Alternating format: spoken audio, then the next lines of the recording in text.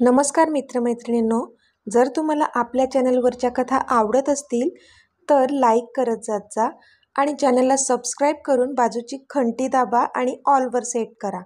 म्हणजे जेव्हा जेव्हा मी नवीन व्हिडिओ किंवा कोणतीही नवीन पोस्ट अपलोड करेन तेव्हा ती सगळ्यात आधी तुमच्यापर्यंत पोहोचेल. धन्यवाद. तर वळूया आपल्या कथेच्या पुढच्या भागाकडे. निघायचं? अमितने विचारलं. तशा सगळ्यांनी हो मध्ये माना डोलावल्या. मुलं तर भयंकर खुश होती. आपल्या हक्काच्या घरी जाणार होते ते आज. जानू आणि आशूचे मात्र त्या घरातून निघताना पण डोळे पाणावले होते. नाही म्हटलं तरी इतके महिने ते ह्या घरात राहत होते, त्यामुळे ह्या घराचाही तेवढाच लळा लागला होता त्यांना. शेवटी देवाऱ्यात नमस्कार करून त्या दोघीसुद्धा आता घरातून बाहेर पडल्या. रॉनी ड्रायव्हिंग सीटवर तर त्याच्या बाजूच्या सीटवर आशू होती. अमित, जानू आणि मुलं मागे बसले होते आणि आता त्यांची गाडी राज्याध्यक्ष विलाच्या दिशेने निघाली होती. आता पुढे दोन्ही मुलं खिडकीच्या बाहेर बघत होती. ते आज त्यांच्या हक्काच्या घरी जात होते, त्यामुळे खूपच खुश होते दोघेही. अमितने जानूसमोर त्याचा हात धरला तसा तिने हसून त्याच्या हातात स्वतःचा हात ठेवला आणि त्याच्या खांद्यावर स्वतःचे डोकं ठेवलं. जान, खुश आहेस ना तू? त्याने विचारलं. पण तिने मात्र हसून त्याच्या हातावर स्वतःचे ओठ टेकवले, जो हात सध्या तिच्याच हातात होता. माझा मीच सगळं काही ठीक करेल माहीत होतं मला, आणि आज फायनली मी माझ्या घरी जात आहे, माझ्या माणसांमध्ये, माझ्या मीत जवळ. हेच तर हवं होतं ना मला मीत, मग का खुश नसेल मी? तिने त्याच्याकडे पाहून विचारलं तसा हसला तो. I love you.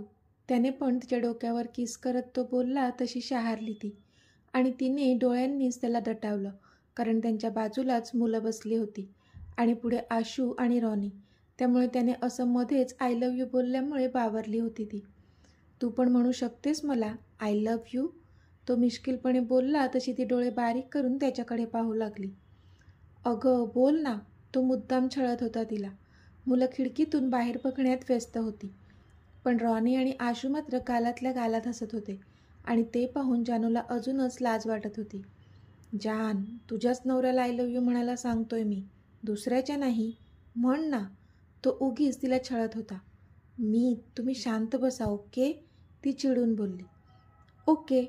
तो पण वेगळ्याच टोनमध्ये बोलला तसं तर तिला आता कुठे लपून बसू की काय असं झालेलं. तिने दोन्ही हातांनी स्वतःचा चेहरा झाकून घेतला होता आणि तो मात्र स्वतःला आलेलं हसू कंट्रोल करत होता. अजूनही जशी होती तशीच आहे माझी जानू, लाजाळूचं पान. तो हसून मनातच बोलला आणि तिच्या बाजूने अजून सरकून त्याने तिला मिठीत घेतलं. तसं तिने पण स्वतःला त्याच्या मिठीत झोकून दिलं. चेहऱ्यावर हसू आणि गालावर लज्जेची लाली होती तिच्या आता, पण ती दिसत मात्र कोणालाच नव्हती, कारण स्वतःला त्याच्या छातीत लपवून घेतलं होतं तिने. पण तो मात्र तिला न बघताही सांगू शकत होता तिची आत्ताची अवस्था. लांबूनच राज्याध्यक्ष विलाचं गेट दिसू लागलं, तशी मात्र तिची धडधड वाढू लागली. आज पुन्हा एकदा स्वतःच्या हक्काच्या घरी जाणार होती ती. गाडी आता त्यांचा पूर्ण लॉन पार करून बरोबर घराच्या दाराशी येऊन थांबली होती. तो हसून तिच्याचकडे पाहत होता आणि ती मात्र भरलेल्या डोळ्यांनी त्याच्याकडे पाहत होती. त्याने त्याच्या हाताने अलगद तिचे डोळे पुसले आणि नाहीमध्ये मान हलवली. नाव स्माईल. तो बोलला तशी भरल्या डोळ्यांनीच हसली ती. पप्पा उतरायचं ना? जिनूने एक्साईट होत विचारलं तशी त्याने हसून होमध्ये मान हलवली आणि दोन्ही मुलं खाली उतरली. आशू आणि रॉनीसुद्धा खाली उतरले होते. जानू ये बाळा. रीमानी खूपच प्रेमळ हाक मारली तिला तशी हसली ती. जिनू, मीता, आशू, तुम्ही पण जानूच्या बाजूला उभे राहा, रीमा बोलल्या. तसे जिनू आणि प्रिन्सेस दोघेही हसून जानूच्या आजूबाजूला उभे राहिले, पण आशू मात्र तिच्याच जागेवर उभी होती. आशू तू पण ये, रीमांनी आवाज दिला. मी? नाही आंटी, मी कशाला? आशू अडखळत बोलली. अगं ये आणि इथे उभी राहा बाळा, मला औक्षण करायचं आहे तुमचं. आता तू पण ह्या फॅमिलीचा हिस्सा आहे, ये, रीमा बोलल्या आणि आशूच्या मात्र डोळ्यांतून एक अश्रू खाली पडला. तिने एकदा जानू आणि अमितकडे पाहिलं तर त्यांनी हसून तिथे जायला सांगितलं तिला. तशी आशू जानूजवळ जाऊन उभी राहिली. रीमांनी त्या सगळ्यांचं औक्षण केलं आणि मग जिनू आणि प्रिन्सेसच्या गालावर ओठ टेकवले. वेलकम होम डिअर, त्या हसून बोलल्या. तशी सगळ्यांच्या चेहऱ्यावर स्माईल आली. मग अमित त्यांना आउट हाऊसमध्ये घेऊन आला. वाव पप्पा, किती मोठं घर आहे हे, प्रिन्सेस बोलली. प्रिन्सेस, हे आपलं आउट हाऊस आहे. ते जे समोर दिसतंय ना, ते आपलं घर आहे. अमित हसून बोलला. ते आपलं घर आहे? पण ते तर किती मोठं आहे. आम्हाला बघायचं आहे आपलं घर. प्रिन्सेस तोंडाचा आ करून बोलली तसा हसला तो. ऑफकोर्स. रॉनी, मुलांना आणि आशूला घरी घेऊन जा. त्यांना तिथे राहायचं असेल तर स्टाफला तिथेच त्यांची सोय करायला सांग, अमित बोलला. नाही नको जीजू, आम्ही पण जानूसोबत इथेच राहणार, आशू पटकन बोलली. तसा हसला तो. बरं ठीक आहे, पण तुमच्या तिथल्या रूम्स पण बघून घ्या. नाही आवडल्या तर आपण चेंज करू, ओके, अमित बोलला. चेंज कशाला करायचे आहेत, मला चालेल कोणतीही रूम, आशू बोलली. तिला खूप ऑकवर्ड वाटत होतं. एकतर अमित इतकं सारं करत होता तिच्यासाठी, आणि तरी तो तिच्या इच्छेचा पण विचार करत होता, म्हणून तिला भरून आलं होतं. जानू पण हे सर्व पाहत होती आणि तिला त्याच्यावर अजूनच प्रेम येत होतं. बरं ठीक आहे, जशी तुझी मर्जी. रॉनी, ह्यांना घर दाखवायला घेऊन जा, अमित बोलला. तसा रॉनी त्या सगळ्यांना घेऊन राज्याध्यक्ष विलामध्ये गेला. आता त्या आउट हाऊसच्या रूममध्ये अमित आणि जानू दोघेच होते. राणी सरकार, कसे काढायचे आम्ही हे 2 दिवस तुमच्याशिवाय? त्याने तिच्या कमरेला विळखा घातला होता आणि विचारत होता तो. तेवढी कळ तर सोसावीच लागेल ना मिस्टर राज्याध्यक्ष, ती पण त्याची टाय स्वतःजवळ ओढत बोलली. तसा गालात हसला तो आणि त्याने तिला अजून स्वतःजवळ ओढलं. तशी दोघांचीही नजर एकमेकांच्या नजरेत अडकली. जानू, अशी नको बघू माझ्याकडे, तो बोलला. का? आता माझ्या नवऱ्याकडे बघायचं पण नाही का मी, तिने विचारलं. बरं बघ, पण मग नवऱ्याच्या डिमांड पण पूर्ण करत जा, त्यासाठी नाही नको म्हणू, तो बोलला. म्हणजे, तिने विचारलं. तसं त्याने तिला अजून जवळ ओढलं आणि तिच्या ओठांवर त्याचा अंगठा घासला. तशी एक वीज सळसळली तिच्या शरीरातून. तो अजून थोडा झुकला तिच्या ओठांवर. तशी तिच्या हृदयाची धडधड खूप फास्ट झाली. मीत, कोणीतरी येईल, ती धडधडत्या हृदयाने बोलली. येऊ देत, आय डोंट केअर, तो तिच्या त्या थरथरणाऱ्या ओठांकडे बघत बोलला. मीत प्लीज, ती थरथरत्या ओठांनीच बोलली आणि तिने तिचे डोळे मिटले. आता त्याचे ओठ कधी एकदा आपल्या ओठांना भिडतात ह्याची वाट पाहू लागली ती. पण अचानक तिला आपण वर हवेत तरंगत असल्याचा भास होऊ लागला. तसे तिने तिचे डोळे उघडले. तिने पाहिलं तर त्याने तिला आपल्या दोन्ही हातांवर उचलले होते. त्याने तिला बेडवर आणून झोपवलं आणि तिच्या कपाळावर किस केला. पुढचे 3 दिवस खूप दगदग होणार आहे तुझी, so you need rest, okay, take care dear, तो तिच्या गालावर हात ठेवून बोलला आणि तिथून जाऊ लागला. पण ती मात्र त्याला पाहतच राहिली होती. पण तो जाणार त्याआधीच तिने त्याचा हात पकडला आणि त्याला थांबवलं. त्याने तिच्याकडे पाहिलं तर तिने नाहीमध्ये मान हलवली. म्हणजे इथून जाऊ नको असं म्हणत होती ती त्याला. व्हॉट हॅपन, तो आता तिच्याजवळ बसून तिच्या गालावर हात ठेवून विचारत होता. पण आता त्याला काय सांगणार होती ती, की मला किस करा? ओ माय गॉड, ह्या जन्मात तरी होणार होतं का तिच्याच्याने त्याला सांगणं? ती तर बिचारी शांत होती, पण त्यानेच तिला जवळ ओढून तिची तगमग वाढवली होती.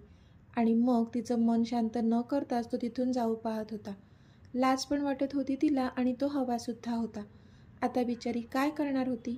हातांची चुळबुळ करत खाली मान घालून होती ती. जान, काय झालं, काही सांगायचं आहे का तुला, त्याने विचारलं. तशी ती त्याच्याकडे पाहू लागली. मीत, मला, ती अस्पष्ट बोलली. बोल ना जानू, काय हवं आहे तुला, त्याने काळजीने विचारलं. Meet, I want you, I want you, ती बोलली. पण त्याला काही कळण्याआधीच ती थोडं पुढे सरकली आणि तिने त्याच्या ओठांवर आपले ओठ टेकवले. तो मात्र चकित झाला होता. डोळे मोठे करून तो समोर पाहत होता, कारण तिचे हात आता त्याच्या केसांमधून फिरत होते आणि ती त्याच्या ओठांना हळूवार पित होती. तसे त्याने पण डोळे मिटून तिला प्रतिसाद द्यायला सुरुवात केली. थोड्या वेळाने सोडलं तिने त्याला आणि स्वतःचे ओठ पुसत त्याच्याकडे पाहू लागली. तर तो गालात हसताना दिसला तिला. जान, इट्स व्हेरी स्वीट, तो तिच्यावर नजर रोखून बोलला. तशी तिला खूप जास्तच लाज दाटून आली आणि त्याच्या नजरेपासून स्वतःला वाचवण्यासाठी तिने स्वतःलाच त्याच्याच बाहूमध्ये झोकून दिलं. तसं त्याला अजूनच हसायला आलं. अरे चिनू, प्रिन्सेस, रीमा धावतच त्यांच्याजवळ गेल्या आणि दोघांना मिठी मारली त्यांनी. हॅलो आंटी, आशूने रीमाना ग्रीट केलं. आशू, कशी आहेस बाळा? रीमाने आशूला विचारलं. मी छान आहे आंटी, तुम्ही आणि अंकल कसे आहेत?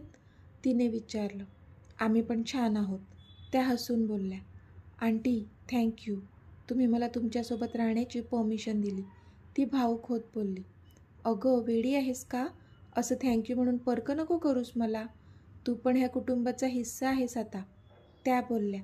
तसे तिला पुन्हा भरून आलं आणि तिने पुढे होऊन त्यांना घट्ट मिठी मारली. पण त्या मिठीमुळे आता दोघीही अस्वस्थ झाल्या होत्या. आशूला त्या मिठीत प्रेमळ मायेची ऊब जाणवत होती, तर रीमांना मात्र आशूबद्दल एक अनामिक ओढ वाटत होती.